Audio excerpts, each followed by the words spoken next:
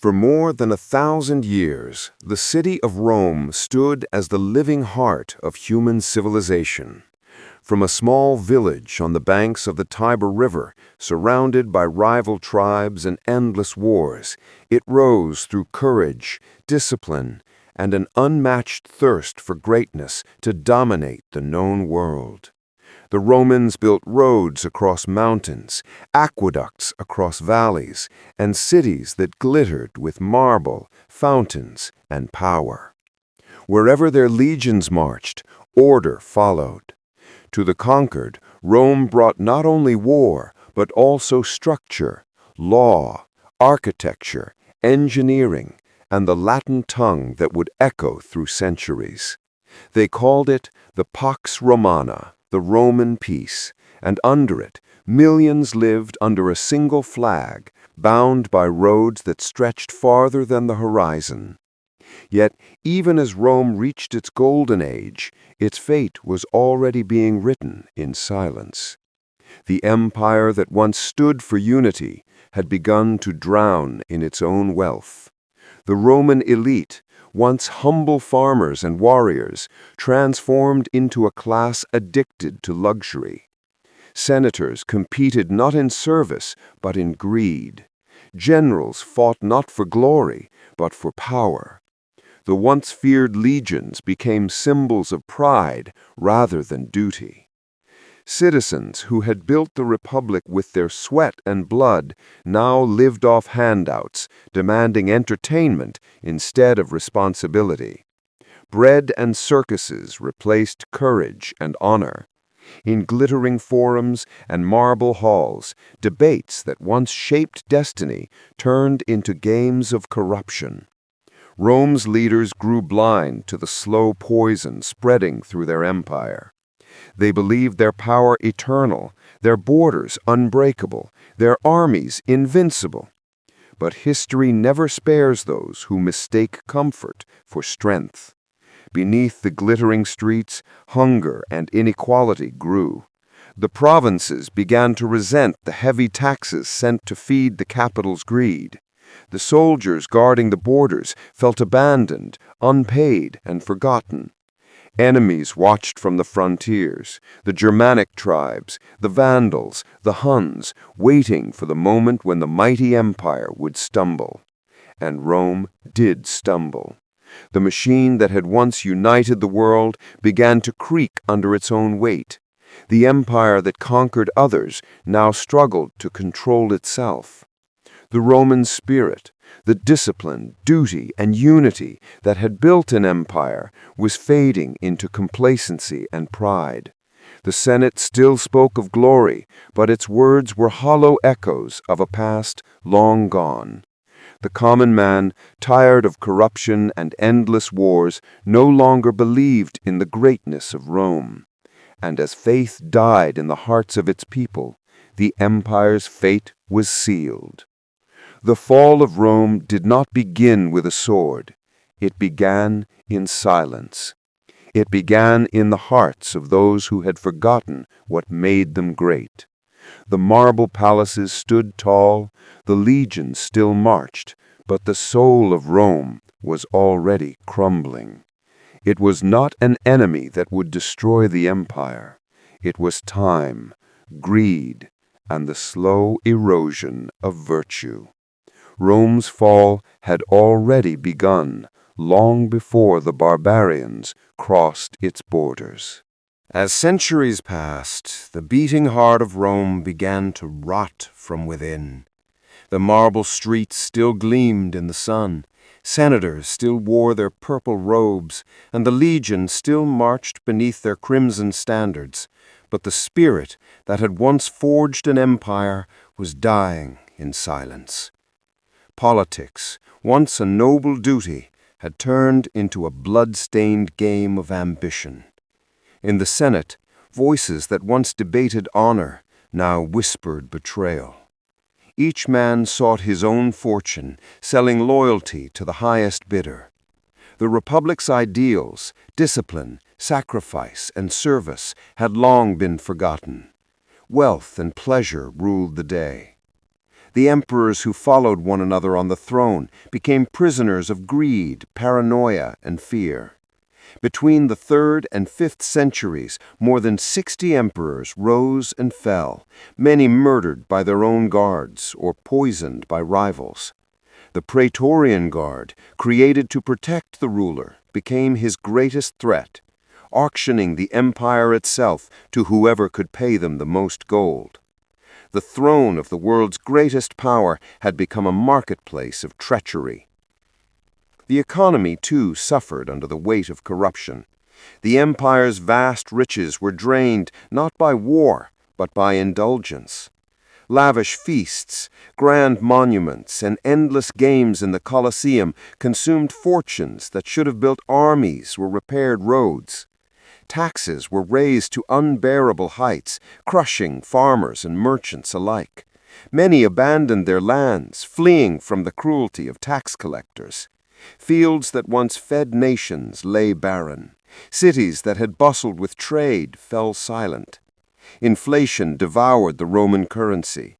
The silver denarius, once pure and strong, was reduced to worthless metal.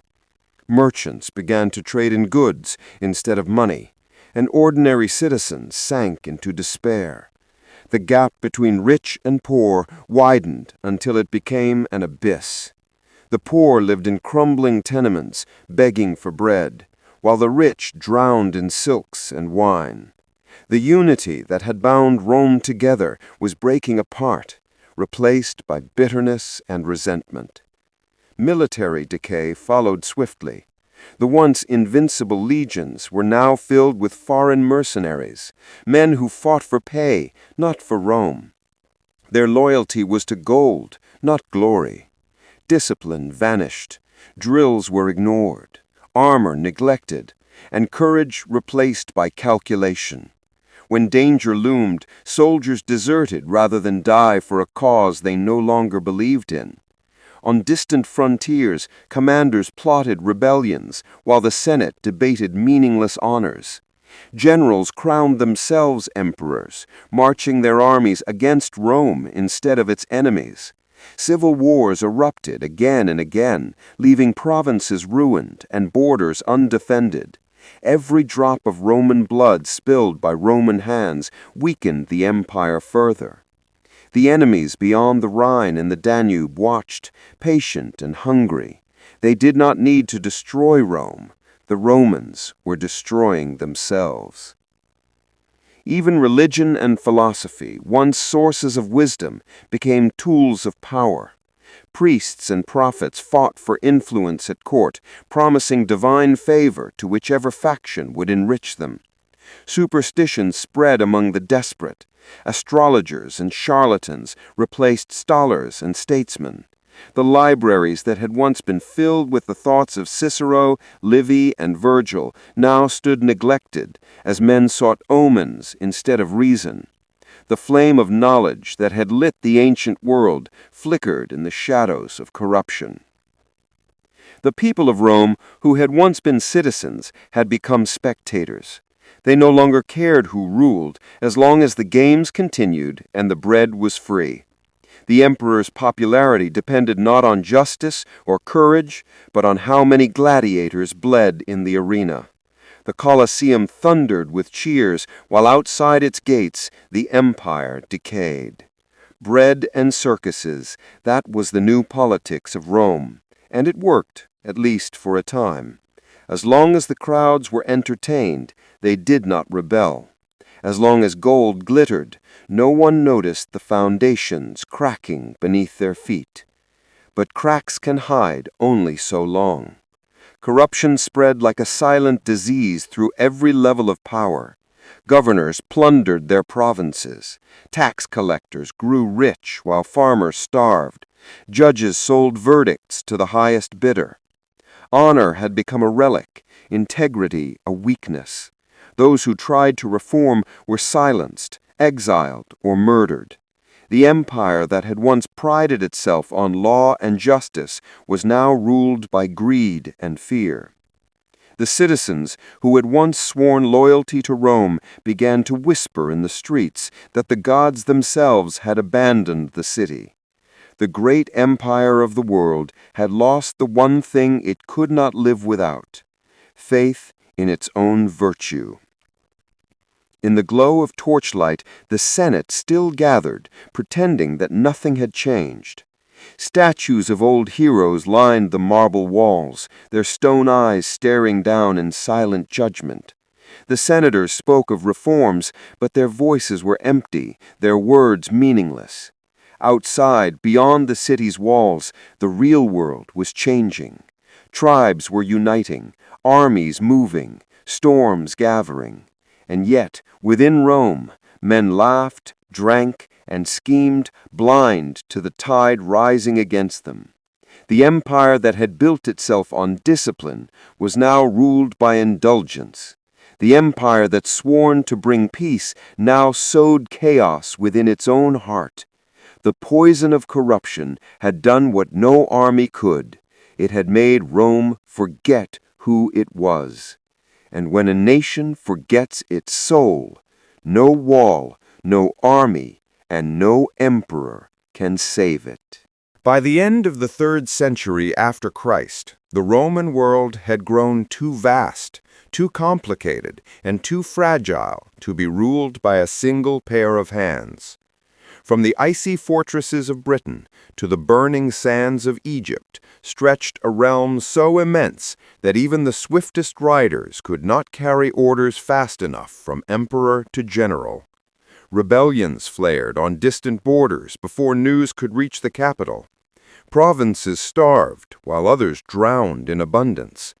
To save what he could, Emperor Diocletian, a soldier of iron will, conceived a daring experiment.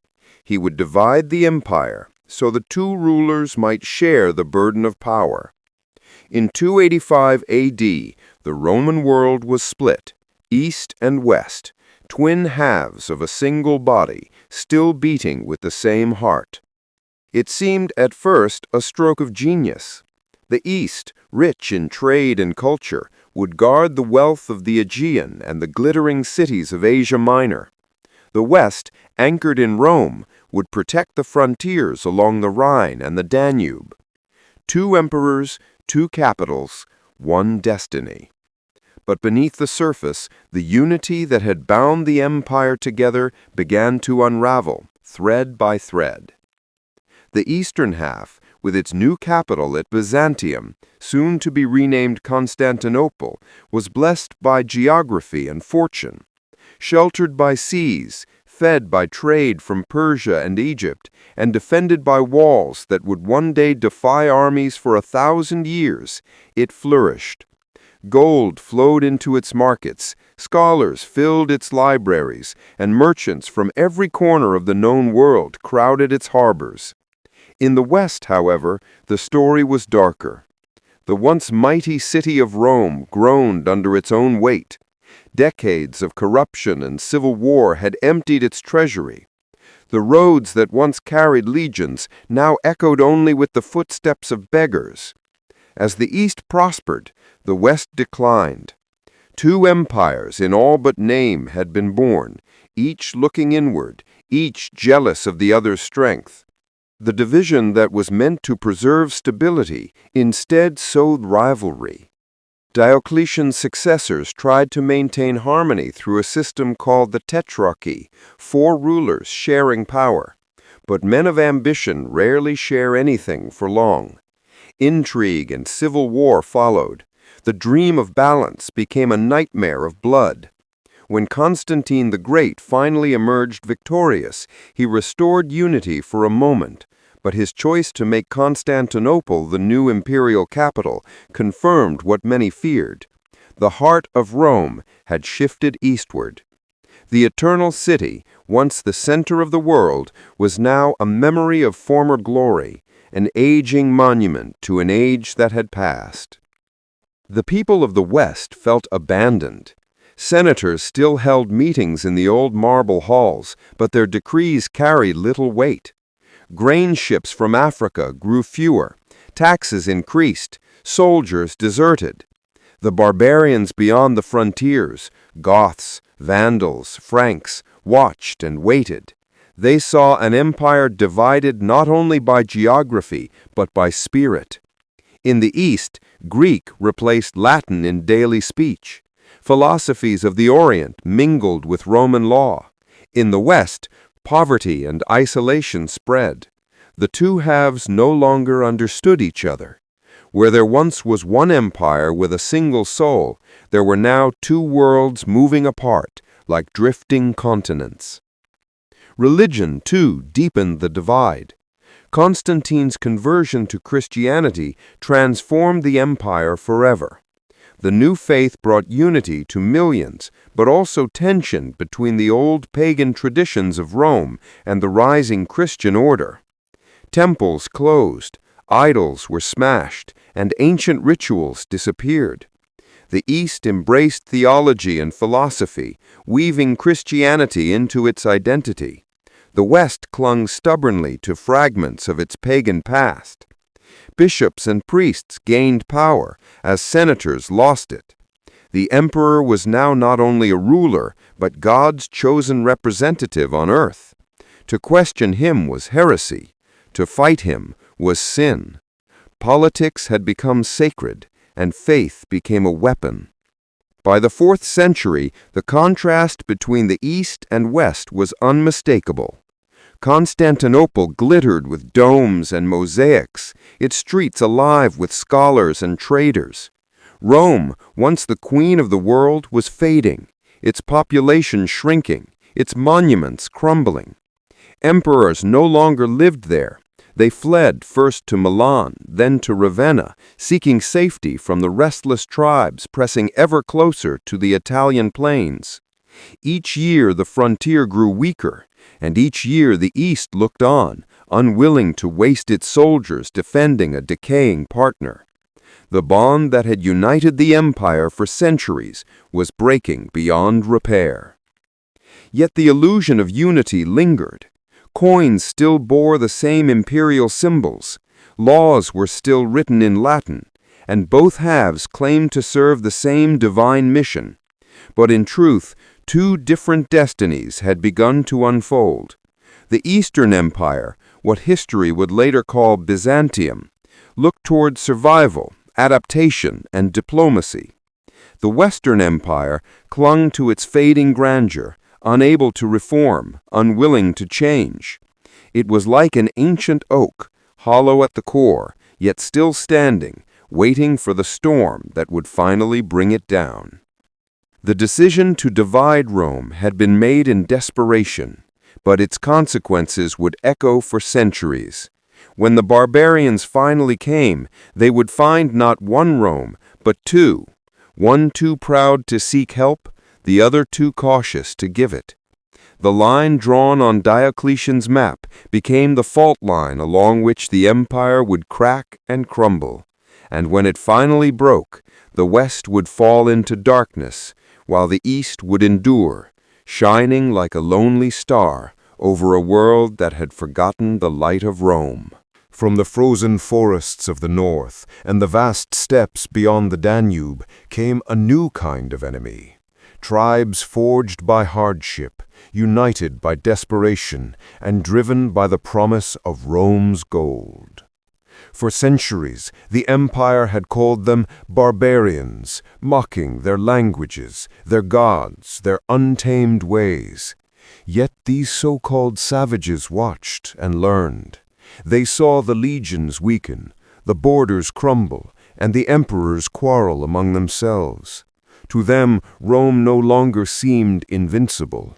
It seemed ripe for the taking.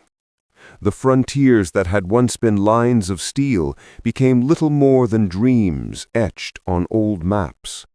Along the Rhine, Germanic tribes tested the defenses, raiding towns and vanishing into the forests before the legions could respond. Along the Danube, Gothic warbands gathered in restless waves, driven westward by a force even more terrifying than Rome, the coming of the Huns. The Huns were unlike any foe the empire had ever faced.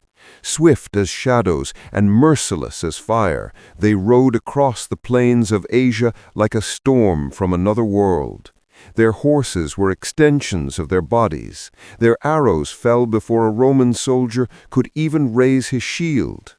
Entire tribes fled before them, pouring into Roman lands in search of refuge.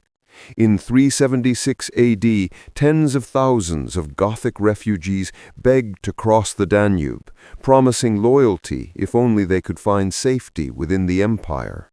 The Romans, greedy for recruits and taxes, allowed them in, but treated them with cruelty. Corrupt officials extorted the starving Goths, selling them rotten meat for their children and demanding bribes for food. Desperation turned to rage. In 378 AD, at the Battle of Adrianople, the Goths rose in rebellion and annihilated a Roman army, killing Emperor Valens himself. The world was stunned. Rome had suffered defeats before, but never like this. An emperor dead on the field, an entire legion destroyed by men it once called barbarians. It was the beginning of the end. After Adrianople, the empire's aura of invincibility was gone. News of the defeat spread like wildfire through the frontier tribes. The Vandals, the Alans, the Franks, and the Suebi all saw opportunity in Rome's weakness. No longer content with tribute, they wanted land, homes, and a place in the sun. The western provinces became a battlefield without borders. One by one, the outposts that had guarded the empire for centuries fell silent. The legions, underpaid and undermanned, could not be everywhere at once. The generals who might have saved Rome were busy plotting for power instead of defending it. The gates that had held back the wilderness for so long were beginning to open. Then came Alaric, king of the Visigoths, a man who had once served in the Roman army and knew its every strength and weakness.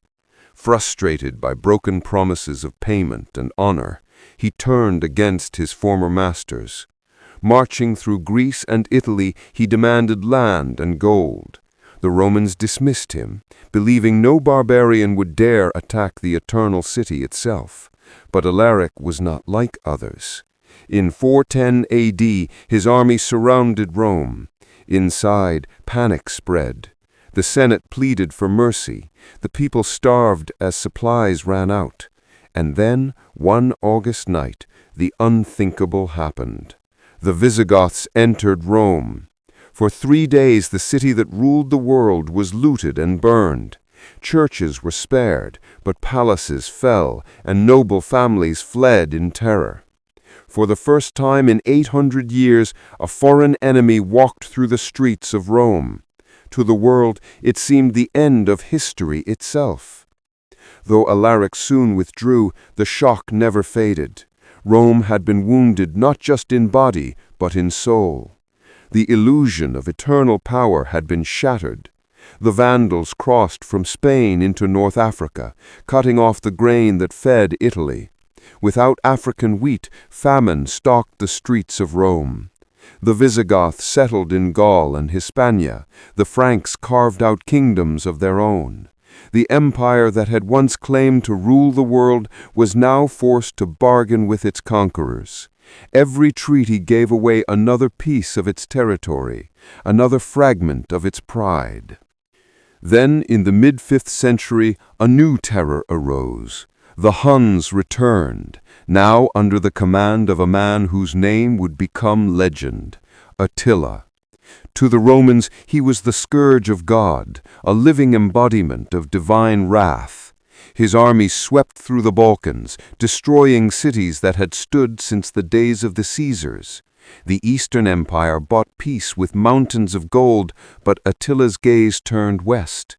In 451 AD, he invaded Gaul with an army of 500,000 men. At the Catalonian plains, Roman general Aetius allied with the Visigoths, former enemies, to halt him.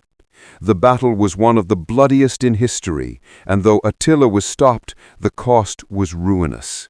The following year, he invaded Italy itself. Cities burned, refugees fled south, and Pope Leo I personally rode out to meet Attila. What words passed between them no one knows, but miraculously the Hun withdrew. Even so, the Western Empire was broken beyond repair. By the time Attila died in 453 AD, Rome was a ghost of its former self. Its fields lay untended, its armies scattered, its coffers empty. Barbarians now served as generals, governors, even kings within its borders. The line between Roman and barbarian blurred until it no longer mattered. The empire that had once civilized its enemies was now ruled by them. From the misty north to the African shores, new kingdoms rose from Rome's corpse: Visigothic Spain, Vandal Africa, Frankish Gaul. The storm had done its work. The barbarians were no longer at the gates. They were inside the walls. The strength of Rome had never been measured solely by its legions, its walls, or the wealth that flowed through its streets.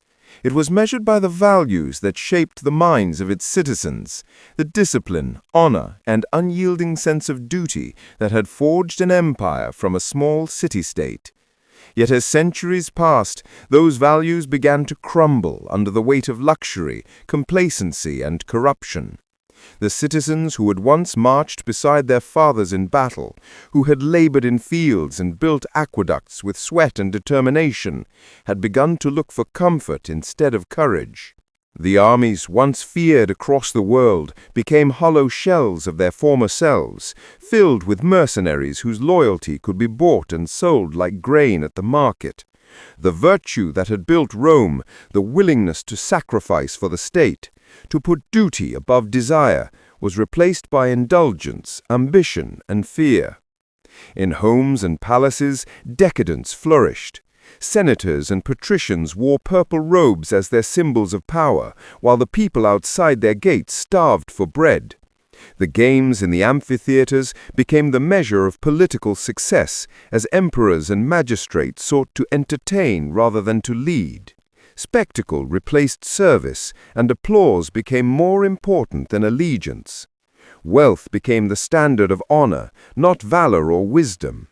Philosophers and scholars, once revered for their insights, were ignored, as the populace demanded only amusement, distractions, and the fleeting pleasures of the moment. The moral compass of Rome had shifted, and the empire that had ruled the world with justice and law now drifted without direction, like a ship cut loose from its anchor. Religion, once a stabilizing force, became a source of division. The rise of Christianity under Constantine changed the empire profoundly. While the faith brought moral reform and a sense of higher purpose to many, it also fostered internal conflicts. Pagan traditions clashed with Christian values, creating social tension and confusion. Religious leaders gained political power, and loyalty to God sometimes competed with loyalty to the emperor. Bishops and priests became advisors and power brokers, influencing decisions that once belonged to generals and senators.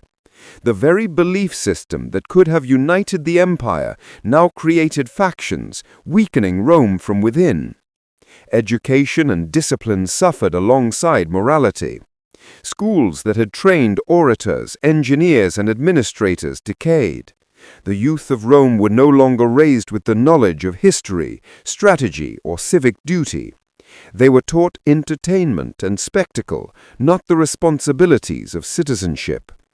The next generation, unprepared to lead, would inherit an empire that demanded sacrifice, but offered none. The cracks in the social fabric widened with each passing year, and Rome's famed resilience began to crumble quietly but irrevocably.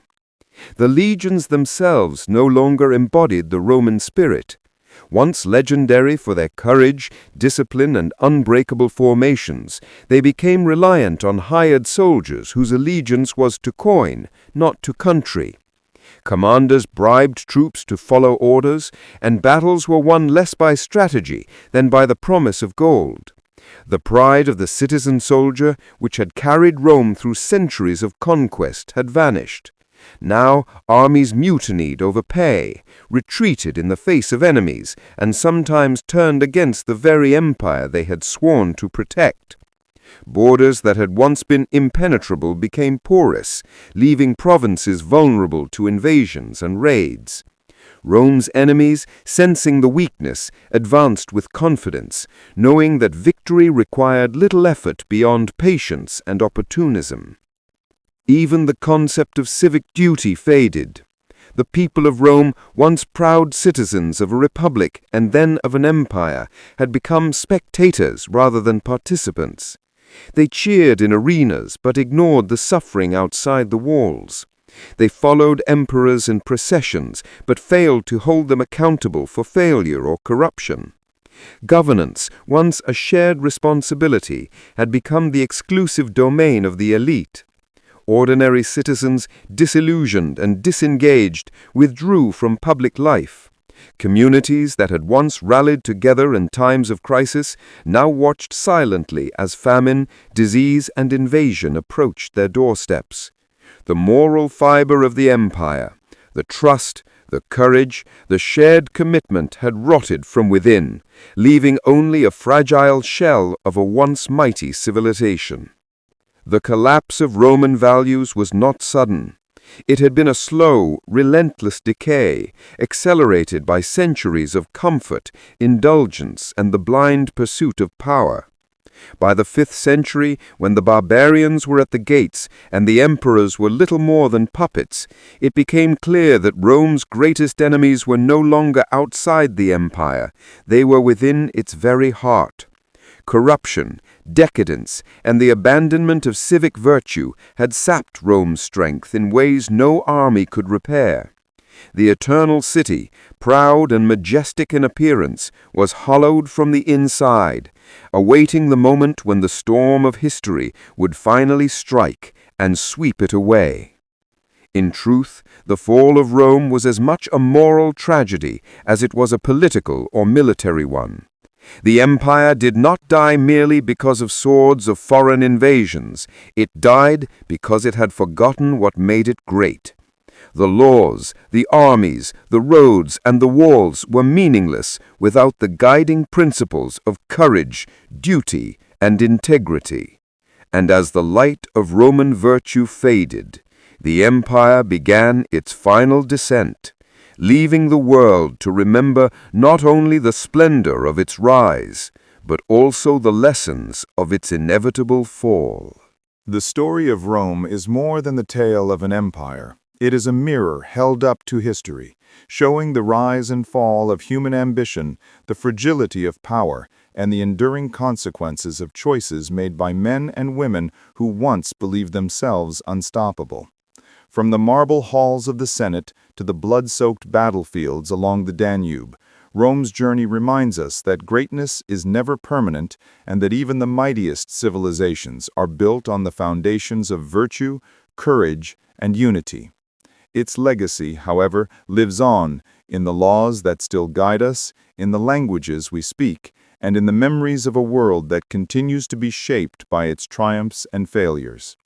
As we look back on this incredible story, it is easy to be awed by the grandeur, shocked by the tragedies, and inspired by the lessons Rome left behind. Each stone of the Colosseum, each fragment of a long-lost road, each whispered legend from its people tells us something timeless, that history is not only to be studied, but to be felt, understood, and remembered. And that, perhaps, is the true power of the Roman Empire. Not merely the lands it conquered, but the stories it left behind for generations to learn from. If you enjoyed this journey through time, make sure to like this video to show your support. Share it with friends who love history, because every story like this deserves to be told and remembered. And don't forget to subscribe to EchoingChroniclesYT to explore more epic tales from the past, where history comes alive and every story leaves a mark on the world. Hit the notification bell, stay part of our journey, and be ready to step into the pages of time with every new video. Rome may have fallen, but its stories endure, and through them we keep the spirit of history alive. So like, share, subscribe, and let's discover together what the past can teach us about courage, power, and the rise and fall of empires.